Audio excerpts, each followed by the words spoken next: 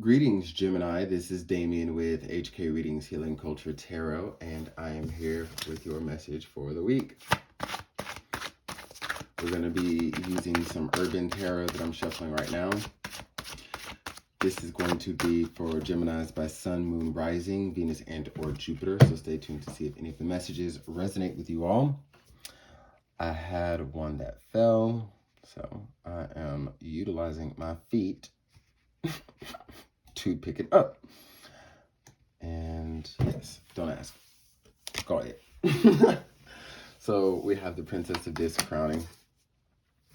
If this resonates, leave a comment of resonance, like the video to help the algorithm, and also subscribe to the channel if you hadn't already. So we've got the kindergarten teacher to start, just the Princess of Discs.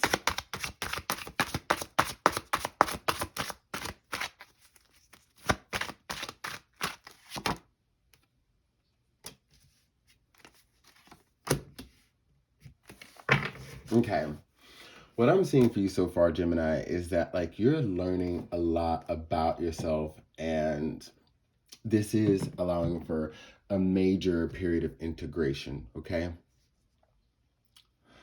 I feel as though, maybe many of you have been going within and studying all of those things of your former self that may have been considered a negative trait, considered toxic, and things like that. And there's such a close examining of that.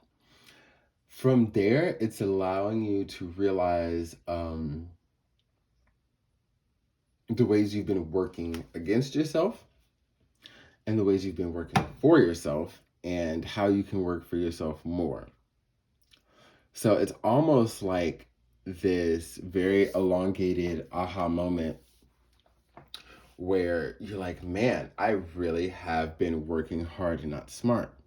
Or man, I really have been working against myself. Like, let's say no matter how hard you worked, when you would get stressed a lot, you might have certain cynical things that you would say, okay? Maybe, there's still a decent amount of fear and loathing and negative self-talk and things like that.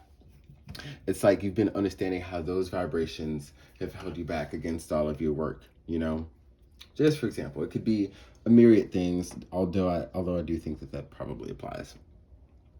And, through all of this, nobody can tell you shit. Just like I told Taurus in their reading, you may have it in your chart.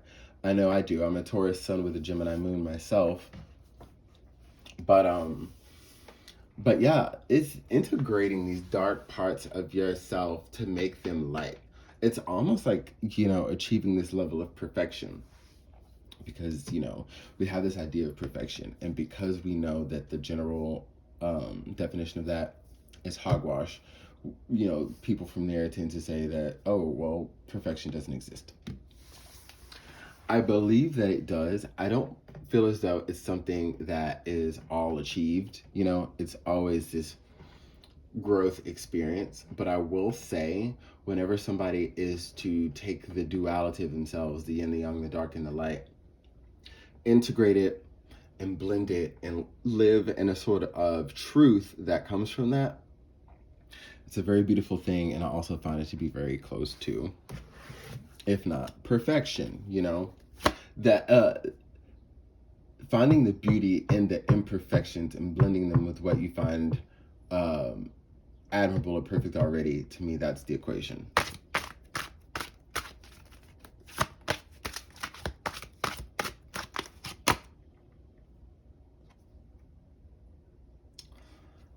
Knight of Swords in reverse. Wow. Eight of Swords. We got a lot of Pentacles and a lot of Swords. We got Princess of Pentacles, the Eight of Pentacles, and the Devil, So that's all Earth energy. And then we've got the Knight of Swords in reverse, the Eight of Swords, and the Nine of Swords. Okie dokie. Yeah, this is a slowing down to me of your life. slowing down your mind, trying to get out of your head a lot, realizing that a lot of the energies that you have been feeling and marinating on are not your own. As an empath, I can sense like whoever resonates with this, who am I, Mike Tyson? Whoever resonates with this is wow, sorry, that tickled me. Is somebody who is surely an empath and, you know, has had a lot of people in their lives over, however long, really feel heavily when it comes to like losing you, being separated from you, and also just maybe not having the best esteem within themselves, and you were kind of that beacon for them.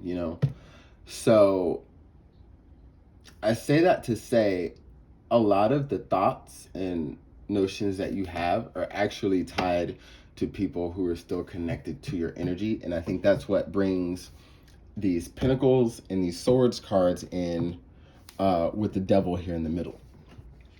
The devil is tying all of this in, tying the heavens and the earth, so to speak, as it relates to your life. A lot of these things aren't your own. And I also see the end of a curse too. Now, I don't know how you feel about curses and when people put hexes and stuff on you. If you're of a certain vibration or with certain instances, that shit really won't matter. But others of you who may be unaware of the type of energies at play, that will leave you vulnerable. Or again, if there is a lot of fear that you're susceptible to, it does open the portal for people to, put that oho on you. But I see that's dead. That's so dead. And it's the first time I've kind of read this Nine of Swords that way. But it's coming across to me as like all of them coming down and stabbing into this voodoo doll, if you will.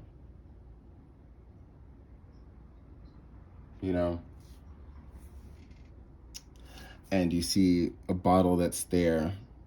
So it would kind of signify that it would be a baby. We're not getting into that type of reading. It's not that type of reading. Although some of you, if any of you have lost a child, my condolences to you on that. Because I guess if I said it, there has to be a reason for it. But I see this being like, a doll, again, of other people's energies that they've put into you. And now, like, people are losing their power. Motion is picking up for you, again, to be able to work diligently now instead of always feeling drained. And having these thoughts and all of this shit that, again, is just not tied to you. I'm going to go ahead and end this reading here. If you would like to book a personal reading to get further into these energies and how they particularly apply to you, the information will be all in the description box below, okay? I love you very much, Gemini. Happy belated birthday to all of you. It's now Leo season, so, it's been a couple seasons ago. But happy belated to you. I really hope that you are feeling that this is your year. I love you.